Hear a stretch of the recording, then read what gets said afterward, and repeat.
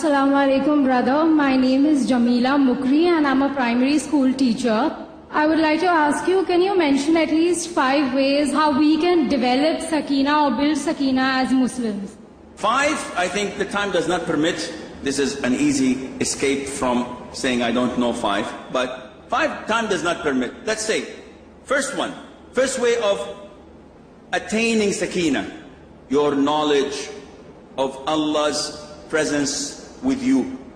If you are in a calamity and you depend only on your sources, on my wallet, on my friends I can talk in the government, in the police to take me out of this trouble, on my reputation, oh it's the sheikh, please.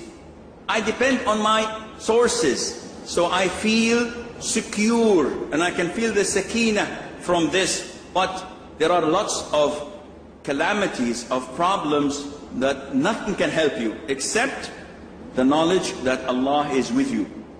Allah is with you with His power, with His knowledge, with His mercy. So the minute I believe in this, wallahi, nothing can shake you up. Nothing. When you know that Allah is with you and He's controlling everything, this is the first means of attaining the sakina. The second means is continue to make dhikr.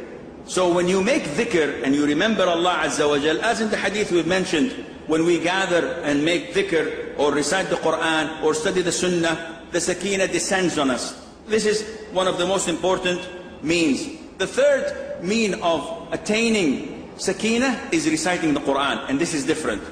What's the difference? You shaykh are trying to make excuses to make them 5. No, it's a different category altogether. The authentic hadith by Usayd ibn Hudayr, may Allah be pleased with him, one of the dignitaries of Al-Ansar. And he's the main cause of getting Sa'd ibn Mu'adh into Islam. Usayd ibn Hudayr was reciting night prayer, Quran and night prayer. In the Bukhari and Muslim, he was reciting Al-Baqarah. In other books, he was reciting Al-Kahf. So we have 2 big and beautiful surahs, Kahf and Baqarah. He had the horse tied with 2 ropes. And he had his son Yahya sleeping, a child, 6 years, 5 years old. And we were talking about 2 a.m. approximately, after the middle of the night. And he's reciting Surah Al-Baqarah or Surah Al-Kahf. Scholars like Ibn Hajar al-Asqalani say that both incidents happened to him. It's not a different incident. Both happened in Kahf and in Al-Baqarah. The story goes that as he was reciting, the horse started trembling and kicking and doing things that are not natural for him. So he stopped and the horse calmed down. And he started reciting again and the horse was trembling and he was afraid that the horse would step on his son, Yahya. So he stopped. And after he finished prayer, he looked up and he saw lights, candles in the sky. So after Fajr prayer with the Prophet ﷺ, he went and he told the Prophet ﷺ. The Prophet said, recite the Quran, Aba Yahya.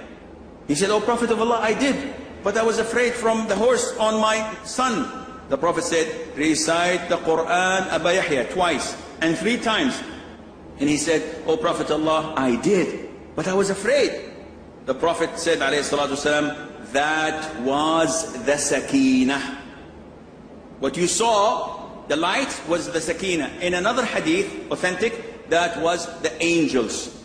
Those were the angels, which means that sakina descends with the angels. The angels are bringing it from Allah Azza wa Jal. So these are the means of getting sakina. Whenever you are in distress, wherever you're feeling blue, sad, depressed, whenever you have problems all over you, covering your head, you don't know how to treat your mother-in-law. We have lots of problems with mothers-in-law. You don't know how to treat her. You don't know how to treat your children. They're sad with you, they're angry with you, they're cursing, they're not upset. I don't like you, mommy, I don't like you, daddy. You have problems, you don't know what to do? Open the Quran. Recite it, asking Allah Azza wa Jal for relief, for calmness, for sakina. This is where the sakina says, and I think my chairman